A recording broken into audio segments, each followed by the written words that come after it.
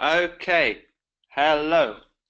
Welcome to Hacking, Hiring, and Doing Work and Getting Great Results with Less Effort, which is what we should all be aiming for. So I always leave it a couple of minutes to let the stragglers come in. Everyone is pretty much in here right now. So if you can let me know in the Facebook thread that you can see and hear me, we are going to jump right in. So a lot of you may have been thinking that there was a lot in last week's presentation, and you are like, wow, is there going to be this much every week? And the good news is, no, not every session will be as busy. The how to make money online section. Hello, Adam. Hello, Ivan, Will, Simon, watching it live. Yep, want to see everyone checking in right now in the comments. Not every week will be as big or as scary as how to make money online. This is a slightly shorter segment, probably still going to be an hour, but yeah. So don't see or hear anything. Is anyone else having problems? Dr. Neve, are you on the same link as others? If not, can someone post the link they used? And the one I just put in an accelerator, that one is the correct one. If someone can help her out, that would be great. Yeah, it's just been put in the messaging thread. Everyone else can see and hear okay. So yeah, can someone paste the link in? And then we can get into hiring, which is one of the most important parts, because I'm going to give you a load of cool stuff in this 3 months, and I want you guys to be able to do it. So hiring is going to be a big part of that.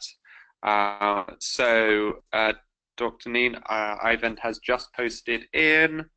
So I feel like I'm going to go ahead and jump right in.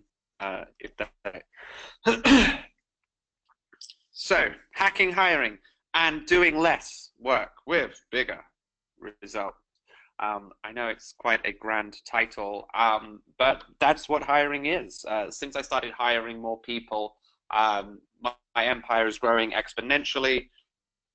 You guys are seeing me everywhere on social, and it's really amazing. And I'm going to jump right in. So who the F am I to talk about hiring? So I haven't talked about hiring too much in my story, actually, because it's less sexy than traffic and investment money and so on. So I started planetIB.com, my online magazine website, from my bedroom while I was living off the government on welfare. So I was close to where some of you are now. You're part of your journey. You're just starting to build your empires. You may be working on your own, or you have like one other person or two other people with you, and you want to scale up and you want to build something that impresses people. So I literally remember the first day I started Planet IB. I cold called every university in the country, getting my job ads up, looking for writers. Enrolling, it's like enrolling them in your idea. Can you inspire people to come in and work for you for free? And it's a really key task, and this isn't about being mechanical. It's about really inspiring someone into how the world could be, the world you see it. The world I saw it, writers would be able to tell these amazing stories, and teenagers will become journalists. So how did I convince people to write for me when I couldn't pay them? It was make two main things: a platform to be seen on that would be bigger than their blogs, and editorial feedback to improve. So I want to start with you guys taking 1 minute and writing some benefits someone could have if they interned work for you for little or no money. So just think about, what's the prestige you could say to someone. So you're like, hey, I want to develop the marketing agency of the future, or I want to give meaning to people in their over 40s, through meaningful work, or I want to create an experience around gin that will be talked about in every house in the country, or I be a success story on Forbes who through this tea company, and you can be part of it, and we're going to have like 1 million impressions on Instagram. So take 1 minute right now and write some benefits that people can be enrolled in. Just as I was saying, this is going to be the biggest magazine in the country. It's going to be a cool brand like Vice. You're going to be part of it. We're all going to rise up together. That's the dream I was enrolling them on. So for the next minute, start to write down why someone should work for you. And remember, try not to mention money. Try to mention, don't mention benefits. Don't mention, the mechanical aspects of the job. Just the inspiring and the dream part. And that is your task for the next minute.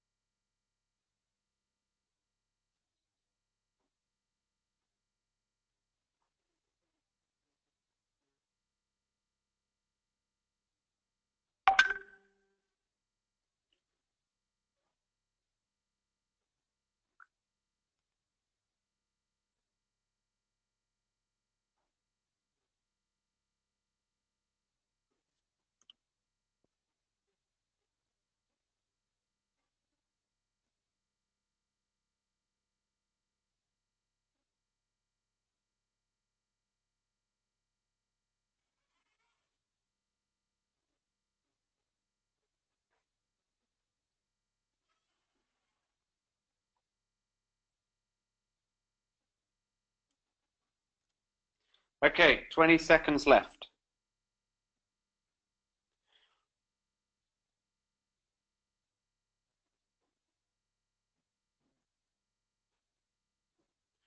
All right, last 10 seconds. Why should someone work with you? How can you inspire them to be part of your journey?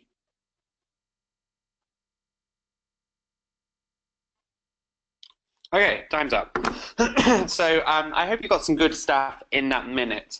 Um, and if you didn't, it's never my job to berate, but this is quite bad news for your company because, believe me, before all else, you need to be able to inspire people if you're building a small business, building a small company. Um, if you're cash rich, you can hire people based on money alone. But even that isn't great because they will just go where the money is. So as soon as there's an offer for slightly more money, they will have no loyalty if they're not enrolled in your idea. If they're enrolled in your idea, they'll work for 6 months unpaid. That's what the dream is. So the first thing you need to know about hiring is you need to have that dream, and that's where I started with Planet Ivy. People say, how did you get off welfare? I mean, this is part of it. It wasn't me writing the articles. I wrote almost 0 articles for Planet Ivy, especially as we scaled up into hundreds of thousands per month. I had the odd SEO news hit where I had to send something that was about to go viral, and I wrote about it, and we caught some SEO traffic. Normally only a few hundred or a few thousand views. But yeah, it's all about, can you enroll people? So carrying on my journey, I motivated and inspired a publishing empire almost entirely without paying people. So we went from remote writers to a team of in-house writers, still working for free. It's all within the first 6 months of Planet Ivy. Then we got advisors on board for free to help me find investment for Planet Ivy. Then we raised $250,000 and hired out our marketing and so on, and a real accountant. Raised our second round, got into tech, 700 writers contributing to my sites at one point. So that empire grew to that size, and then I remotely ran a copywriting agency, which made thousands every month in passive income, fairly easily. So me now, a team of 10, including me, So as far as I'm concerned, my key hire is operations manager, project manager, product manager, QA. Chris, the guy who works for me. So he is an implementer where I am a visionary. We were speaking recently to an expert business advisor, and she said, it's good to have a visionary, but it's also amazing to have an implementer who can make those things happen. So he's been my key hire this year. In terms of like someone I can get a lot done with. I have a website designer in New York, so in my case, ClickFunnels, I strongly recommend it and have someone else run it. But yeah, I'm super impressed with ClickFunnels. I have an in-house roving role growth hacker, that's Kyle, who you all know. I have a content distribution intern, so his main job is to distribute my content across multiple platforms, but he also runs my personal Facebook. So some of you are thinking, you let an intern run your personal Facebook? Yes, I do, and I'll get to why I do in a little bit. So I have a Facebook ads guy, I have a head of cold email, I have an agency partner for Twitter, Instagram. I occasionally pass him client work, but he also does stuff for me. I have a second business, which, as most of you know, is traffic and copy. So that's my business with Charlie Price, which will be ramping up into new areas this year. I have a third passive income, which is a book with Austin Allred. It still makes thousands every single month. Probably pretty much my main source of passive income right now. So we have like affiliates who send us traffic, and we just a constant stream of revenue from people finding out about the book and buying it. So this is some of the people I'm hiring right now. I actually realized there's actually one or two missing that I thought of today, but it's too late to change the slides. But yeah, so I have this kind of swell of a team, and honestly, I'm kind of inspiring and doing the strategy, and Chris kind of does the kind of nuts and bolts, and that's a good position to be in, especially if you're the visionary, the CEO. You should have someone doing the everyday stuff. So just in case but you've never managed a big company, this is a good thing. Just like my marketing is 10x powerful than most other people, big companies can buy their way out of their problems, just like to a certain extent you can buy your way out of your marketing problems with Facebook ads. But when you're a small company, hiring even one person comes directly out of your pocket. So being able to be tactical in how you hire will solve your problems. Also, one bad hire in the first 4 employees tank the company.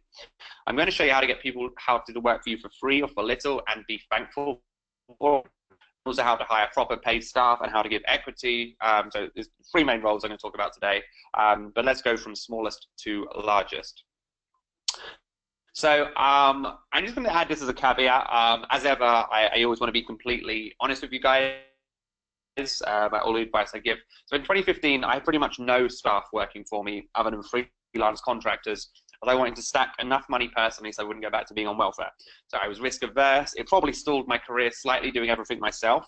So for instance, I did so much less learning and growing in 2015 than I did in 2016.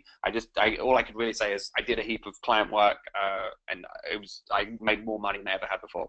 Because of this, I paid myself an awesome amount that year, because I had close to zero costs. All the money I was closing was just going straight in my pocket, with massive margins because it's consulting, and gave me confidence to try new products and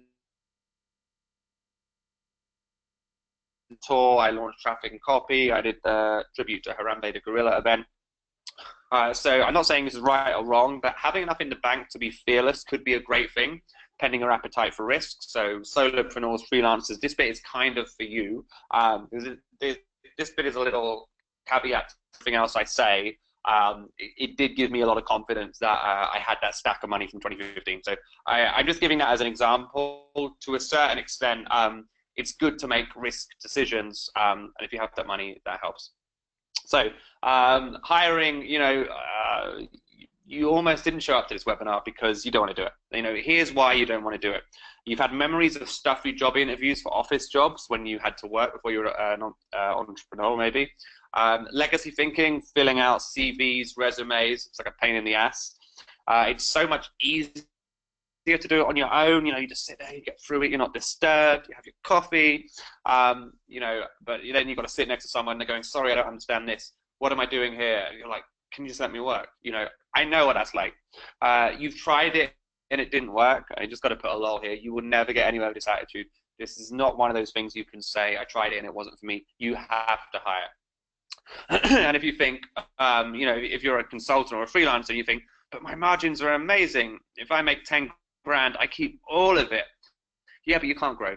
And at some point between $100,000 to $1,000,000, you'll be screwed or burn out. You're going to waste your youth if you're young.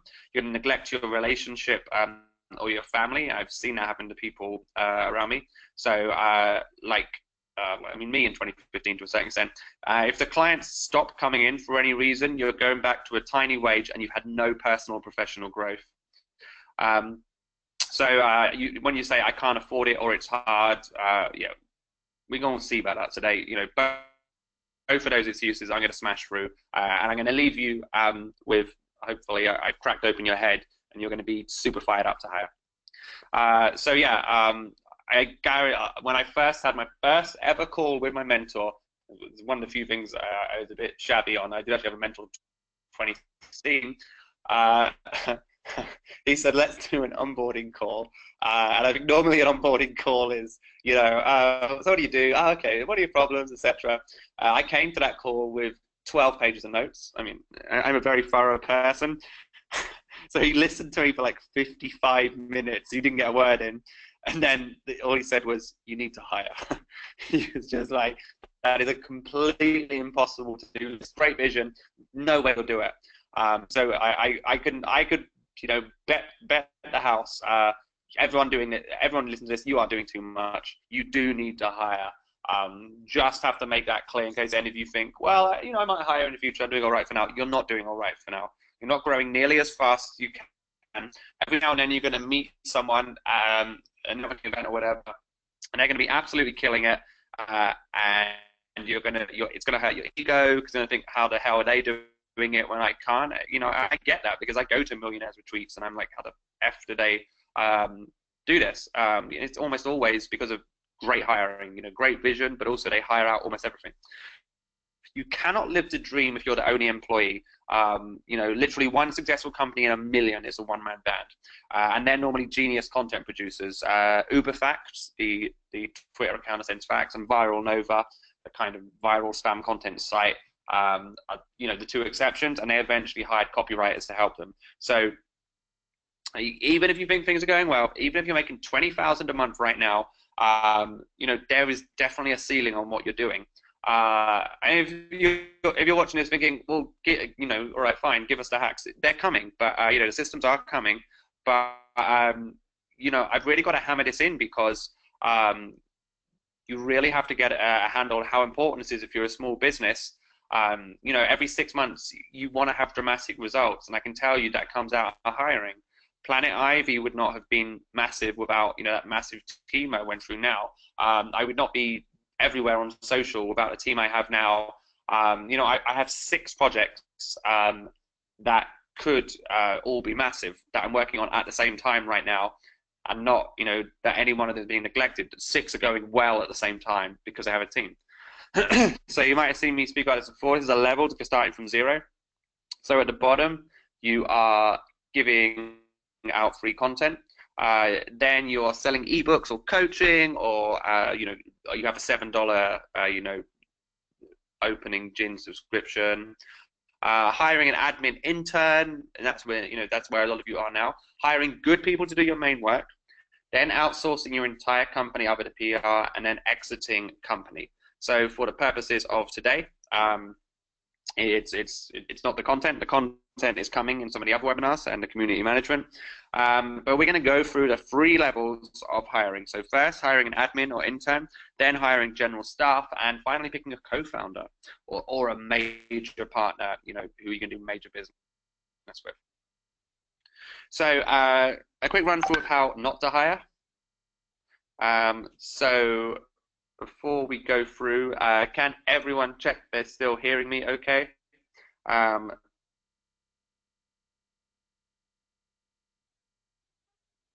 We've got to test the sound. All right.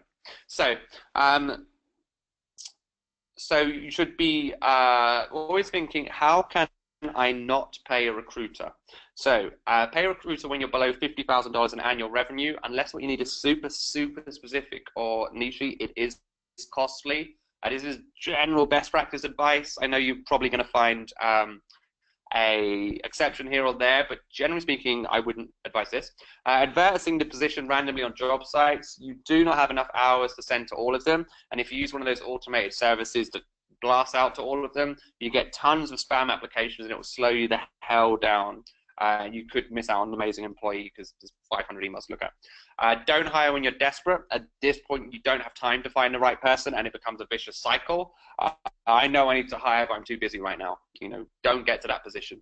Hiring friends, particularly in the creative industry. I love the creative industries. That's what I want to work in long term. But those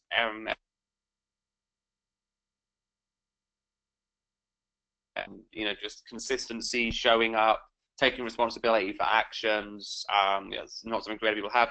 I came from a super creative background. I deliberately avoided hiring any of my friends or creative people at Planet Ivy. Why should I work for you? If they say or think this, you are already in trouble. So here comes the single most important thing in hiring, likewise in the marketing, and it's something I'm going to keep going on in this course. So what are we looking at here? You go up to a girl at a party and you say, "I'm a great lover," over and over. "I'm a great lover." This is what you do with advertising. You just say message over and over and they get bored of it. Marketing is saying it once, "I'm a great lover," maybe it begins a conversation. PR is someone else telling your contact who you want to convert, "Trust me, he's a great lover." That's pretty good. But where you want to be is right down here in the corner of branding, where they've heard from other people. In this example, you're a great lover. In the example we're talking about, that you're a great company to work for, that you're a very smart person, that your company's a fun place to work, that you treat your employees really well.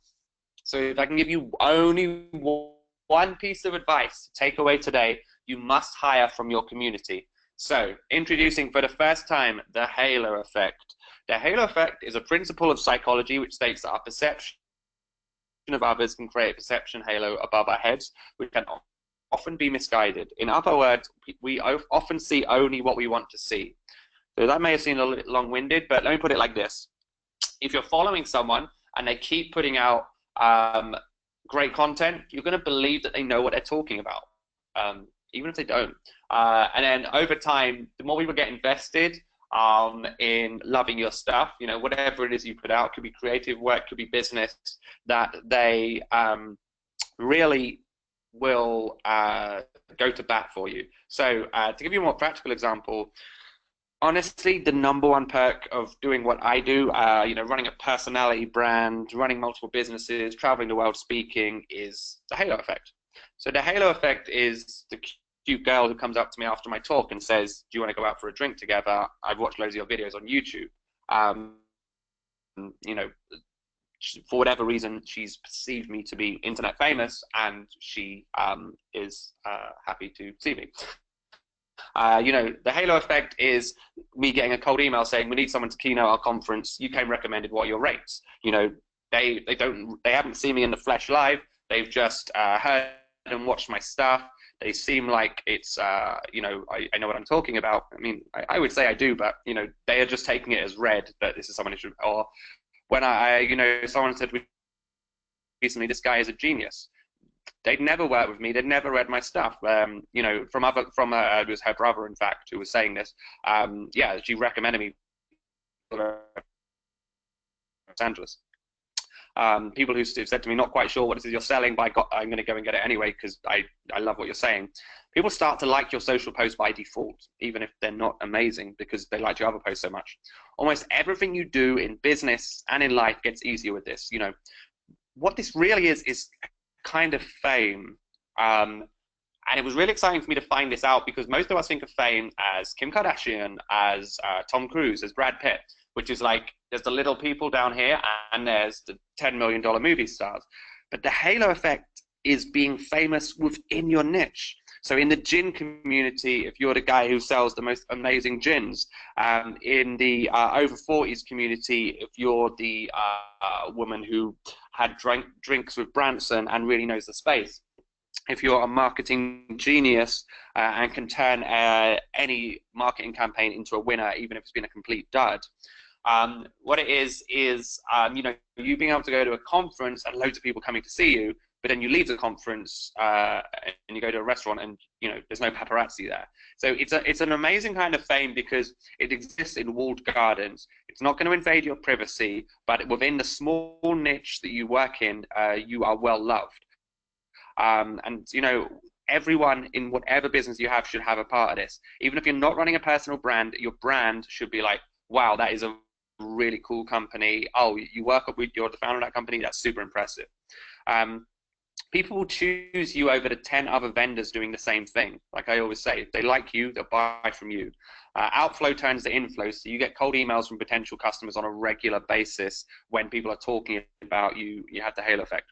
So it normally comes out of the content you produce, which is far easier than it is coming out of the work you do, swapping time for money problem. In the influencer space, yeah, how much I can say, there's one person in the influencer space who constantly giving talks, getting the biggest clients in the world. There's another person in the influencer space who has a much bigger network and who lends that network out to the first person, but makes vastly less money because they've never done any PR. They've never given a talk. They've never given an interview.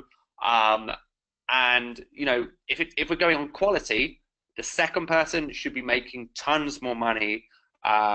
Should be more well known. Because they have a much better service. They can do a lot more, from what I gather. But the first person is just out there and has that halo effect, and has been great at PR all of this time. So the halo effect makes a big difference. And this is something that, as you really understand how business works, it's one of those contrarian things. It's not how good you are. It's how good you self-promote. It's how good you do your self-aggrandizement. People sometimes get angry when I say that, but the evidence is everywhere. I don't want to go into it, but look at politics.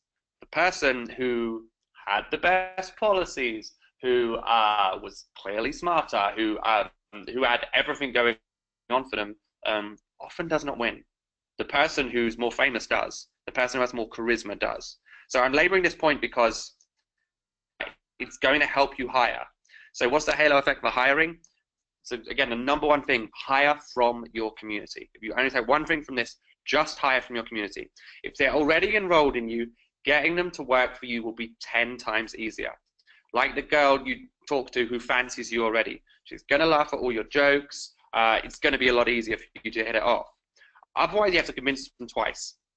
One is about who you are, that you're a good company, and then whether the job is right for them, perks, pay, responsibilities. People always decide emotionally, then justify rationally. So you have to make them love you first.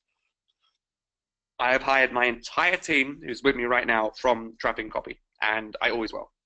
I cannot see myself hiring from outside that group ever. So why is recruitment hard? Good people are very rarely looking for jobs and on job boards. Their own halo effect means as soon as they update their Facebook status that they're currently free to work on projects, offers flow in, or they just ask their network. People are harder and more unpredictable than systems and software, and you tend to be trying to unsettle big companies who can afford to pay more than you. But there is good news. More people than ever have more than one job, keep their options open, so you can get a part-time genius who can do more work than a full-time mediocre employee. Startups are cool. People want to work with startups. People have that dream. The vision they see is they could be part of something that could be worth millions. People want fun jobs. People can be sold dreams. And remote working is more accessible and easier to do than ever. And you can offer equity. I can't pay them that much, and I'll get more on that later. But they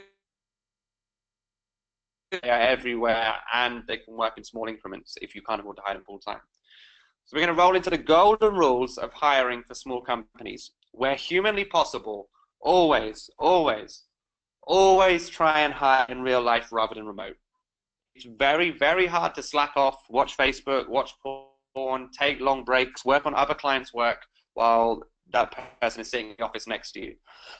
Remote, what is there to stop you? For real staff, not BAs, you can't really record their screen live. With BAs, you can say, I'm going to record your screen when you're on, so you're not derping. But if you hired someone and said, I'm going to record your screen, they would say, I'm really not okay with that. I don't want to work with you. It's an invasion of privacy. But you are asking for problems if you don't at least try to the best of your ability to get people in real life. Also, kind of, it holds you accountable too.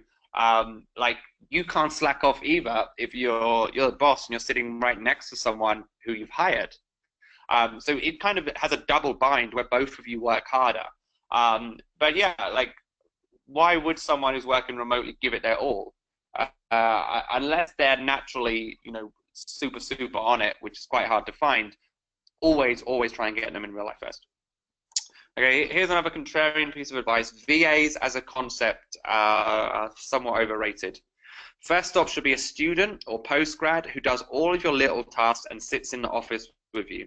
There are some repetitive data Excel tasks which can and should be used for VAs, but by and large, it's lots of little tasks which would take ages to teach a VA and aren't regular enough to make it worth training them. Also, to get the most out of an intern, you actually need to give them access to your primary Facebook and email.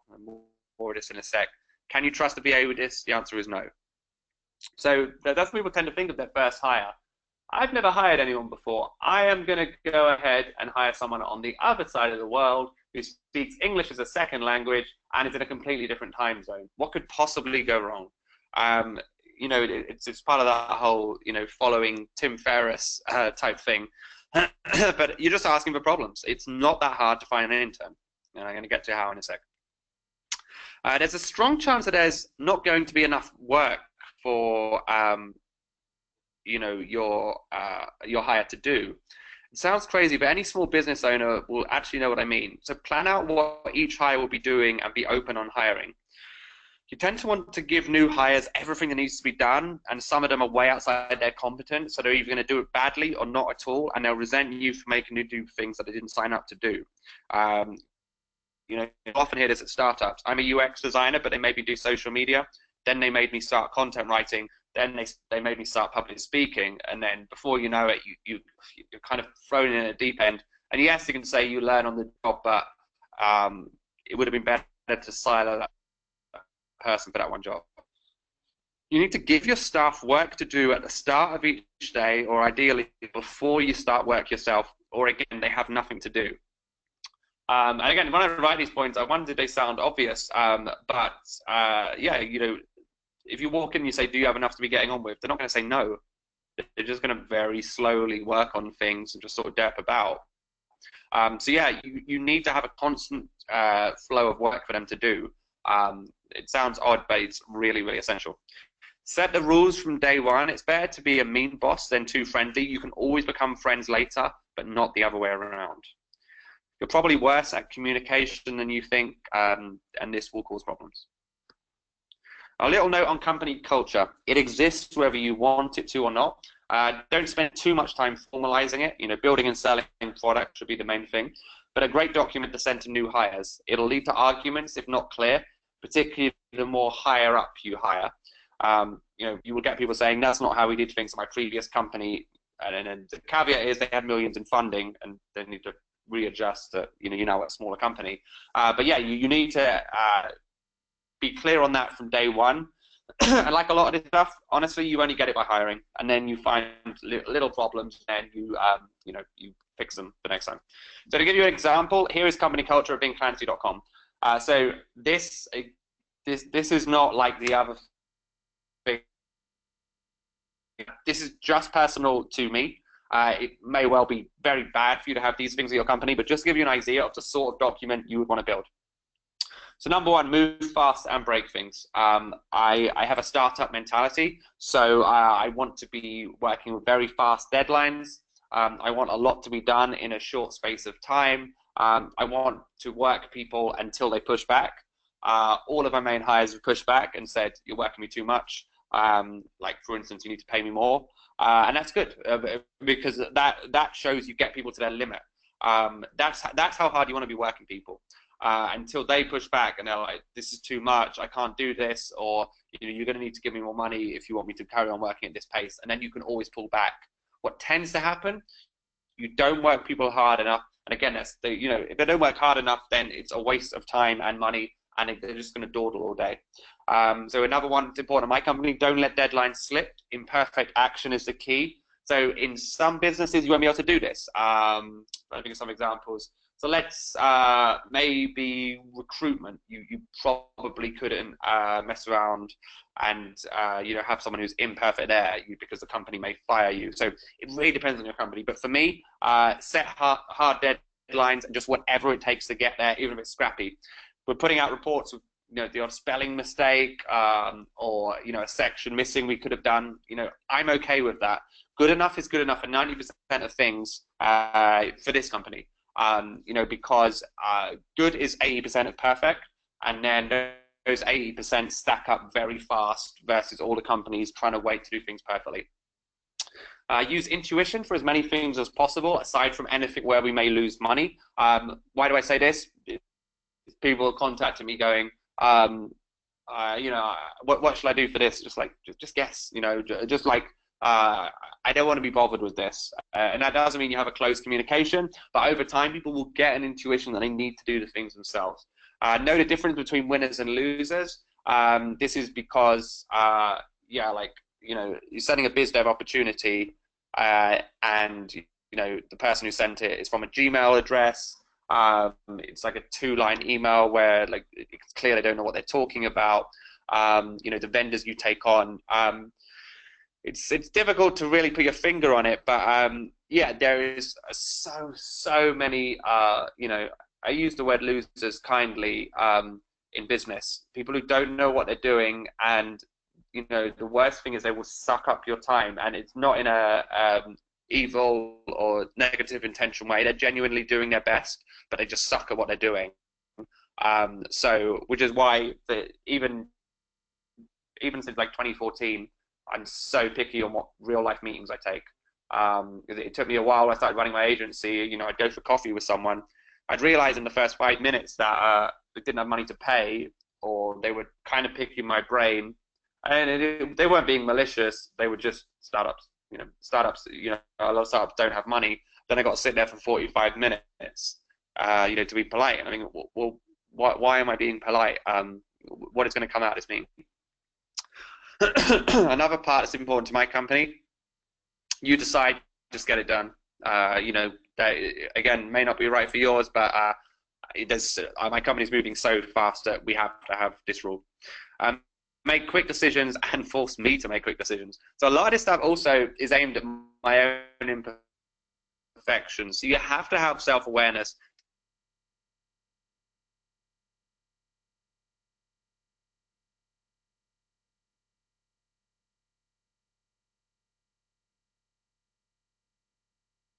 To know what you suck at. Here's something you're not going to hear many say, but because we've been really stupid about this. So you need to know where you're not great, especially in hiring. So in this case, I can sometimes deliberate on decisions too long. So having Chris is great because he's checking my email and he's saying, this PR guy wants to meet you. When do you want to meet? Okay, Thursday afternoon, 3 o'clock, runways. He's like, okay, it's done. If you're anything like me, you sometimes don't want to make decisions. You mark the email as unread after reading it. This is very bad. So having people making you the best you can be is great. So this one is very unique to my company. Doing something wrong or badly because you did it after waiting too long for me to get back to you is fine. So for instance, look, I never got that copy, but the email was due out. So I just sent it. I just had to guess at it. That's fine. Even though I read it and the copy's not great, that's fine. Now, if that email didn't go out because you were waiting for me to get copied, then you're in big trouble. Again, this one's unique to my company because I have many things fighting for my attention. So I have to tell all of my staff and vendors, listen, I'm really busy 24/7. So you have to get my attention and decisions on things. It's not ideal. I wouldn't want to do this in an ideal world, but we've had serious fuck-ups where people have not done something because they're waiting to get my nod on it, which is why I invented that earlier rule, use intuition for as many things as possible. So now everyone who works with me knows things have to go out the door. We were doing we had to launch an ebook last week, and the website builder was like, we can't do it. The partner hasn't put an ebook in. I was like, no, just put it out the door. They've lost their chance to have the ebook put in. This has to go out today. Be reachable on instant message quickly. I think this should be for all companies on the web. Yeah, you don't need 8 hours to get back on things. Everyone should be fast on instant message, and should be same with all your partners and affiliates. Don't ignore bad news. Communication is key. You know, there is no bad news, but if you wait on things and you know, the client waits, then that's really bad. So as we get to the beginning of the systems here, hiring an intern cheat sheet.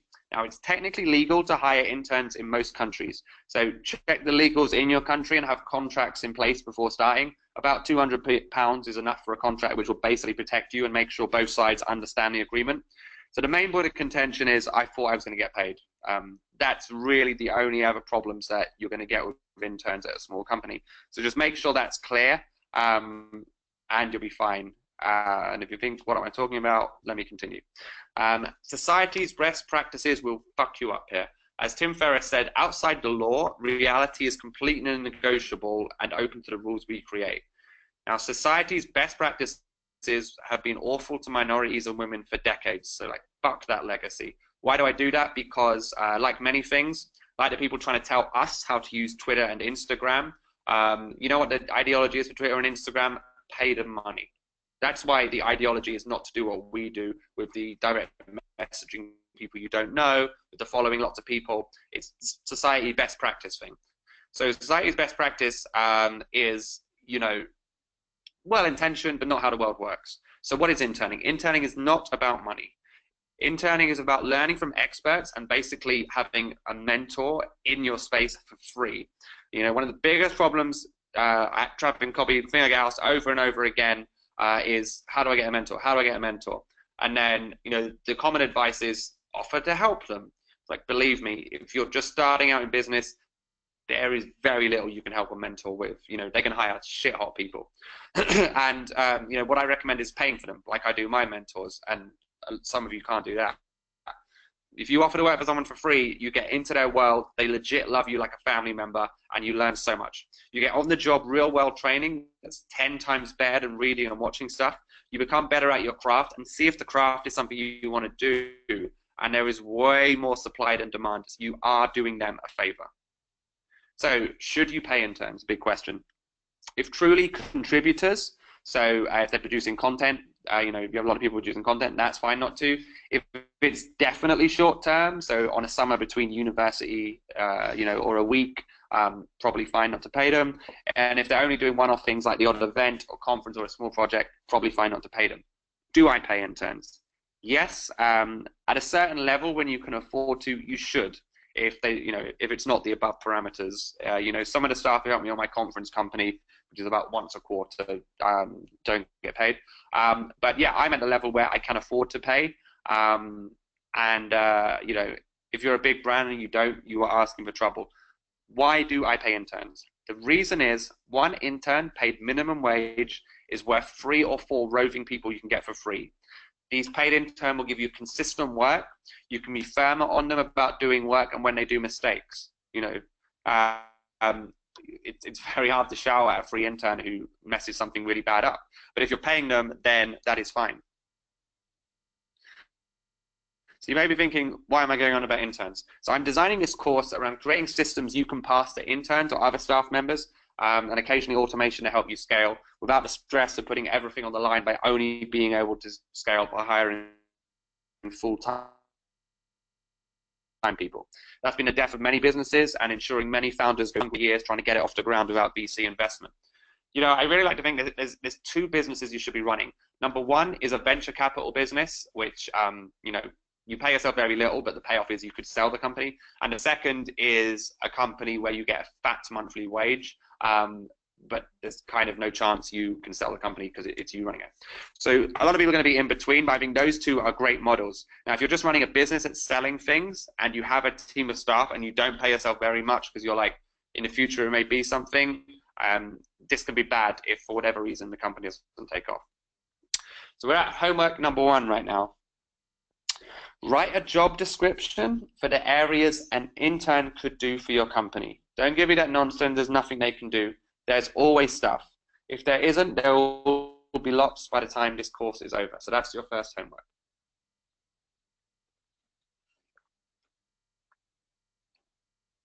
I absolutely love contra deals. This is a services swap. So I'll advise you on PR. If you write for me, do something for me. I'll give you my ebooks, webinars, a free sample of my product in return for a shout out.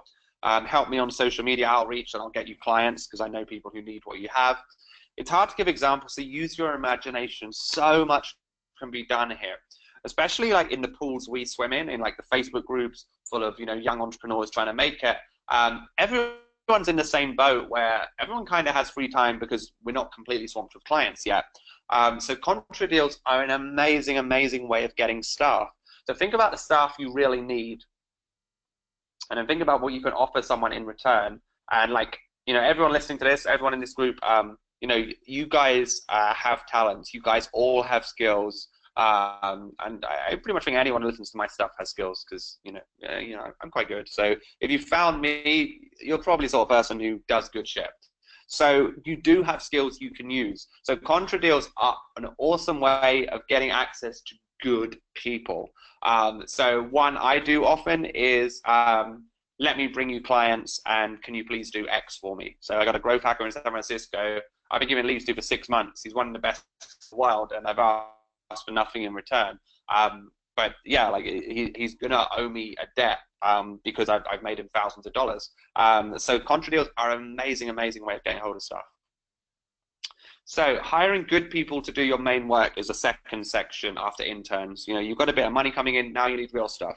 So I really recommend getting your own Chris, your very own project manager, second in command, to deal with all the odd jobs. So this is a great webinar from Ryan Levesque talks about this. So look at all the stuff in the balloon on the left. Client relationships, budgets, conversion, tracking, sales, email, schedule, optimization, systems, finance, graphics, blogs, copy. Oh boy, what you should be doing afterwards: long-term vision, daily task, strategy, and the zone of genius. So you can see how there's a lot less there, and you're focusing on. So askmethod.com has some amazing to do. Hire slowly. The dream scenario is you actually enjoy spending time with them. Things to look for in hiring full-time staff members. So as far as I'm concerned, they need to be able to talk for ages about their field. So they're excited about it. They have lots of ideas. They know your space. So in my case, internet marketing knowledge is pretty much an essential prerequisite. Where my business is right now, I couldn't see myself hiring someone who doesn't understand funnels, upsells, email sequences, a little bit of growth hacking maybe. So yeah, they should know your space. Some people have raw talent, could be taught, but I find that's a major plus. Now for the most controversial slide in today's presentation. There's a reason VCs love young people. This isn't going to fit many of you listening to this, and I don't want to anger anyone, but youngsters with raw talent are a great idea to hire. Here's why. They're up on new trends, so they're super social media savvy. They can teach you things and come in with sharp ideas of what's happening right now. There's less procedural prejudice. That whole this is how things should be done. This person, they launched their product like this. We didn't do it exactly the same. Are we doing the same market? No. Do we have the same email list? No. Did they do it in the 90s? Yes. So why the hell should our launch be the same as theirs? Procedural prejudice comes in the older a person is. They'll look at something and then they'll say, this worked for them or this worked for my other company, it should work here. And that's so often not the case. You can pay them less. That is what it is, and that's important for a lot of us. And most importantly, and this is the controversial bit, they have less responsibilities. So they have no kids. They live with parents, so no rent. Or they're a student, living off, the student checks. They're going to have lots of energy. It's the perfect workaround WhatsApp for you to get hold of all day long. I love working with young people. Downsides, they sometimes haven't learned a work ethic. They understand what is needed to make things happen. Quite a few things, but still, every partnership, all my successful partnerships have been with younger people and have been absolutely awesome. Hiring good people. People are people. They are very different. So everyone is an edge case, and I can't give you a system like many of the other things in these webinars. However, this is one of the few areas you should go with your gut. You only get good at hiring by doing it. And at some point, you're going to make a bad hire. Like people are going to say, no effing way. You're going to have a member of staff who steals your email database. Get a member of staff who steals money from you or steals clients from you, maybe even badmouths you publicly. No company escapes it. Don't be paranoid trying to stop this. Just one of those things. You're not Microsoft, and no one wants to take you down. What if information gets out about this? No one cares. If you do good work, people see past the bad. Example I was give is sports stars and celebrities who do something horribly racist or sexist. If they're bringing in the money, if they're bringing that talent, they always get let back off. As soon as they don't bring in that money and that talent, they've gone. Co-founders cannot be fuck-ups like the above, though. So what I'm saying is be less risk-averse when you're hiring, but co-founders you need to be a lot sharper with. So this brings us to our third type of hire, hiring co-founders or senior management. Unlike bad hires or bad interns, getting this wrong really can kill your company. The Y Combinator, I think it was Sam Altman said, 1 in 4 bad hires. If your first 4 people, you have 1 bad hire, it often kills the company. Approach with caution. The key is to date before you marry. There's no harm in doing this slowly. So even if you're working on something that will be a startup, don't sign anything in blood. See how you work together. See if their work ethic's good. So here's a cheat sheet for your co-founder or CEO hire. As ever, do go with your gut for this. Don't fall in love. I love that Jim Rohn quote, don't fall in love. So it means, if you really want to start a company and someone comes along and says, I want to start a company too, be like, no way, me too, let's get to it. And then, you fall in love before you even, before you can look at something critically. Likewise, you could take on a client that is going to be trouble because, they did loads of legal rewrites on the contract. They asked, why should they hire you? They asked for a ton of references, but you needed that client so badly that you saw past it. Lo and behold, they're an absolute nightmare, and they're talking about refunding in the second week. Dan Kennedy, my favorite marketer, says, as soon as they talk about lawyers, walk away straight away. They have to have someone double sign their paid contract. It's not going to be a good client if they're not confident in you. And also if they say, if you get that vibe from a client who says, why should I hire you? Towards the end of a sales call, say you shouldn't. If you have any doubts about us working together, you shouldn't. My other clients are happy. If I haven't convinced you, then I won't do the hard sell. I've tried it. It converts. People do go and buy from you. So cheats for co-founders. Do you actually enjoy spending time with them? Do you learn things from them in every conversation? Do you laugh and enjoy each other's companies as friends? Could you spend days together just hanging out, or do you find your phone calls slip into 1, 2, 3 hours? Like, obviously that sucks for productivity, but it's actually a pretty awesome thing because it shows you really enjoy spending time together. Ideally, have they done impressive things in the past? Ideally, business stuff, but anything that requires focus, so captain of a sports team or toured in a band. Are they a good person? Can you trust them? Would you give them your company bank details, Facebook login, or email login readily? It's a good point. Would you really do that?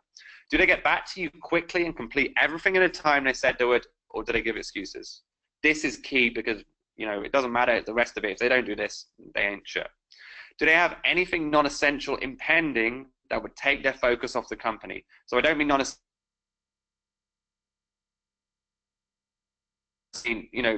flippant plans to travel the world, another company they're running full-time, an artistic hobby that they're actually good at and could spike and go full-time, if the gallery wants more, or they get signed and they go on tour.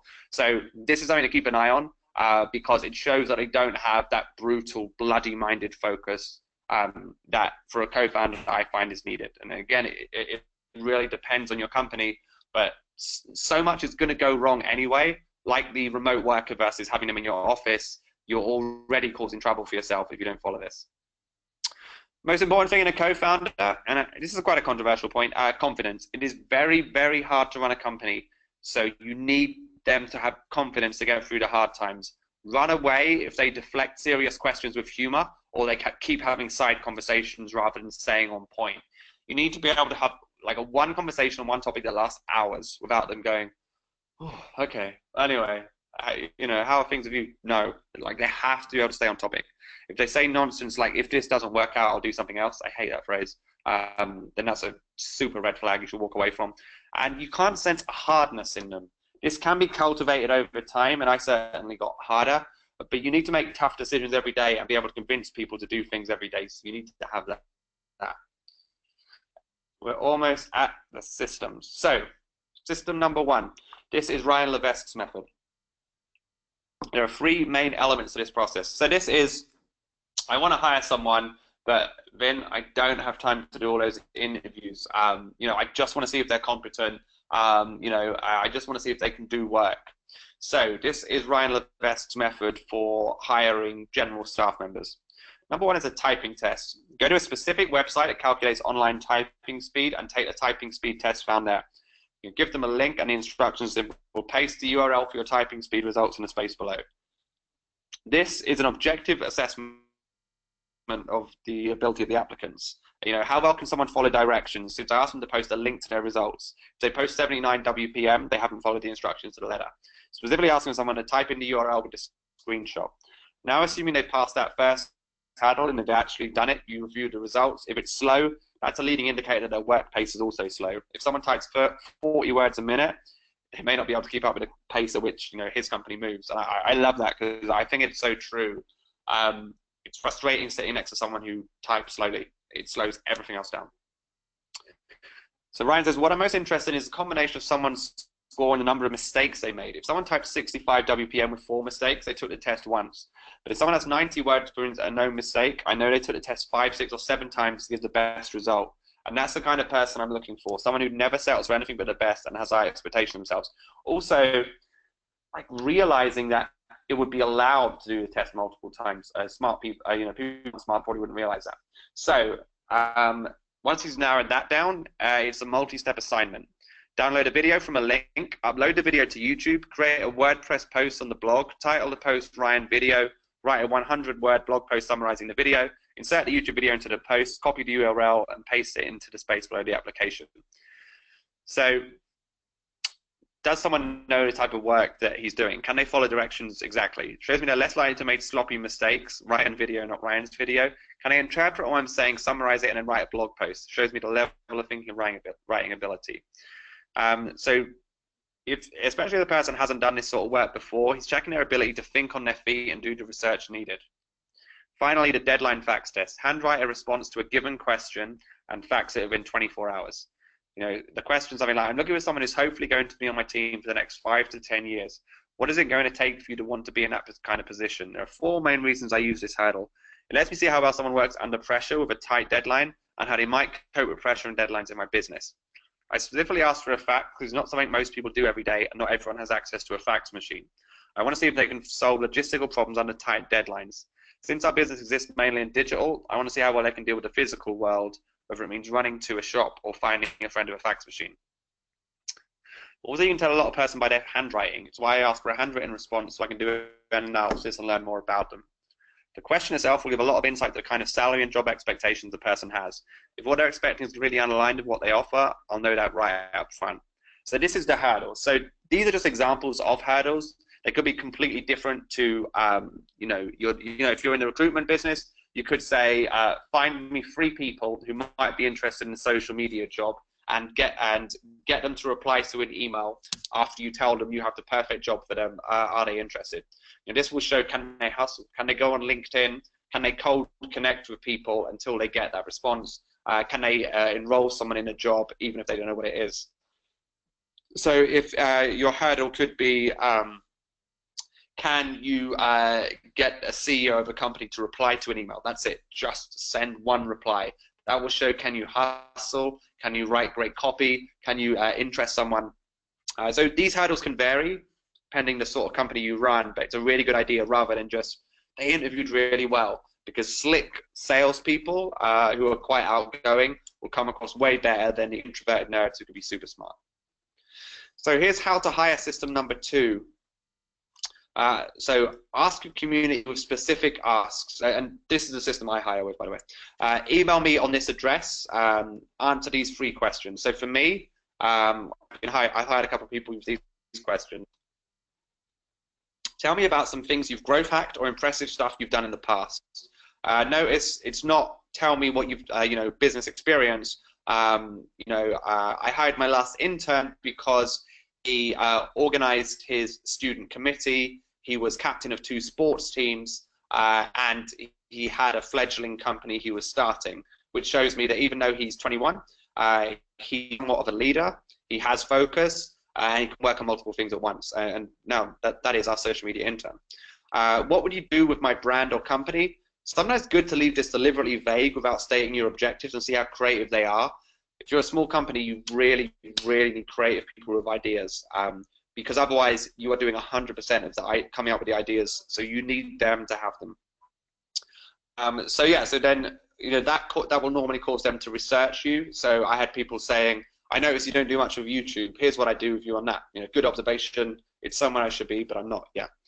And finally, the classic one, tell me why you want to work with me. It's a bit lame and mainstream, but it produces good results. And if they don't answer all 3 of the above, I don't hire them, as they don't know how to follow instructions. It's brutal, but this will likely save me heartache. Once you've got some emails, pick the ones that seem impressive and arrange a Skype call.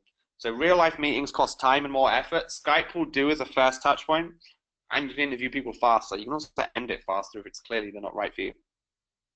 Rather than, again, that 45-minute coffee thing. If you leave after 50 minutes, it's obviously bad for them. And you don't want to make them feel bad. Whatever you think in the first 10 seconds, do the opposite of to overcome your biases. So if they look great for the job, ask harsher questions. And if they seem no good, ask questions if you're impressed with them to overcome your bias. Meet in real life. Have them work for a day, week, or month in your office to see if they're any good. See the Ryan Levesque method, give them tasks. And for instance, with Chris, he worked part-time for 2 months before we took him on full-time. So to see if it was all good together. Write down everything you need to do this week. Everything you do this week. So you made a social media post, you lined them up, you reached out to old clients, you searched blogs for ideas. Write down everything you do, and thus everything that can be outsourced. The clue is virtually everything can be outsourced. I only keep the things you're amazing at. So me speaking and writing, this is 60% of what I do now, 20% business development, 10% unavoidable things I want to eventually get rid of. So things I have my team do include answering most of my emails, accepting my friend requests on Facebook, posting to social for me, arranging my meetings, managing my staff. So they do a lot, and there's a high level of trust to do that with some of your personal email and your Facebook. But that's why I then have this stream of VAs. I have people I know, like, and trust and have met in real life. So I'm happy for them to have that. This is your 3rd homework. Start looking for someone to, at the very least, intern for you. Ideally, hire someone paid or full-time, but some of you just aren't at that stage yet. So I want you to get used to telling someone what to do. Get used to managing others. It doesn't come naturally, and don't wait until you need to do it. I was managing people for 6 months before investment money came in for Planet Ivy, so it wasn't such a system shock for someone who had never managed anyone before. Also, for the investors, I was an unproven entrepreneur who was literally claiming welfare while I was talking to them. But, I was already running a team. So that is your homework. Start looking for someone to, at the very least, intern for you. That's it.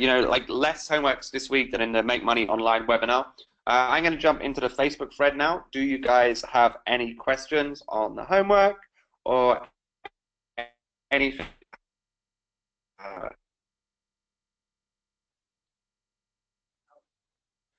am looking in the thread now.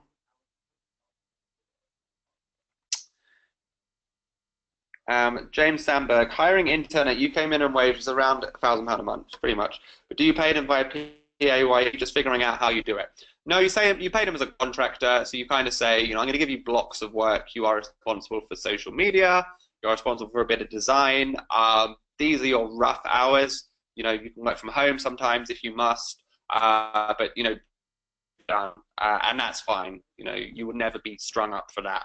But also, if you treat people well and you're clear about that, there's not going to be any fault anyway. I would always have them sign a contract if you want them as an intern. But yeah. Dr. Neen, how is your ebook staffing system set up. I probably would like you to expand that. But if you're saying what's my system for ebooks, I tend to write them. Sometimes Kyle and others contribute to them, but I tend to write them. Kyle or someone else will make it look beautiful, and that's about it. And then I put it in my funnel. How fast is too fast to hire? I have 4 people I'd like to go after for content. The only question is, are you going to give them enough work? That would be the only limiting factor. There can never be too fast, but like we found at Planet Ivy, again, as a bit of an inexperienced manager, we were hiring people to do our social media, which kind of sounds funny knowing how much I know about social now. But yeah, we would like hire interns to do our social media, and like, I don't know what to do. Like, what do you want me to do all day? Like post memes or what? So just make sure you have the processes set up, which by the way is kind of the point of this course. You could hire someone to hire for you, using some of this stuff. You could hire someone to manage your communities using what's coming later. You could hire someone to get you public speaking gigs, what's coming later. So if you have these systems and processes, other people are running them. James Sandberg, how about getting an intern you meet and like, and then let them work from home? Embarrassed to have them working from home. Don't want to rent an office yet, still risk averse. Yeah, no, I get it, and you may have personal reasons, such as you have a family there, or it's loud, or you have flatmates who may not want it. So I can get why you wouldn't want it to be from home sometimes. But in that case, I would find a cafe or co-working space. For instance, where Planet Ivy started, and it's like a famous story, was the basement of Google campus. They have free high-speed Wi-Fi, and it's like a buzzing place. You really feel like you bump into other startups, like what are you guys working on, and get there early if you want a seat, a good seat. But yeah, there's quite a few co-working spaces and cafes that have open bits out front you can work from. So I would start from there. Yeah, like honestly, when we started out, people were so excited they were going to Google campus. Like I would honestly be telling people, I started an online magazine. We have 300,000 visitors a month. Oh yeah, yeah. We've had like big artists like WikiLeaks has tweeted us. Papa wrote tweeted articles. Oh yeah, we're at Google campus. Google campus. Wow. Like honestly, I had conversations like that. So like yeah, if you're in London, Google campus is great. But there's lots of other places and cafe co-working spaces types that I would work from.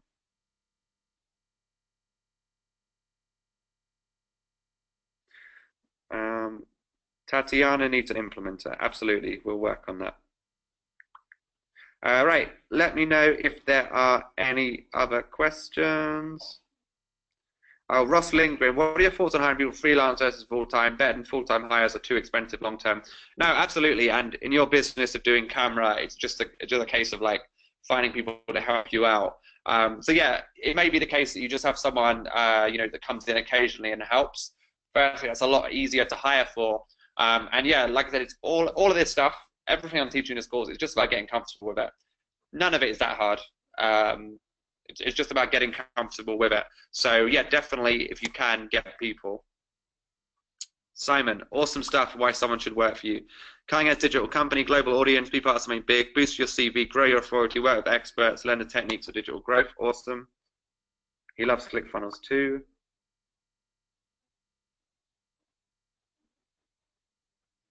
Thoughts, Martin Navarrete, thoughts on using a remote intern to plan post in social versus someone to work with in person? Now, using a remote intern to plan posts, yeah, it's fine, I guess. As long as you're like, in my opinion, you should be writing the content and you should be writing the titles so they're clickable. And it's all coming in Content Week. I think it's in 2 weeks now. 2 or 3 weeks.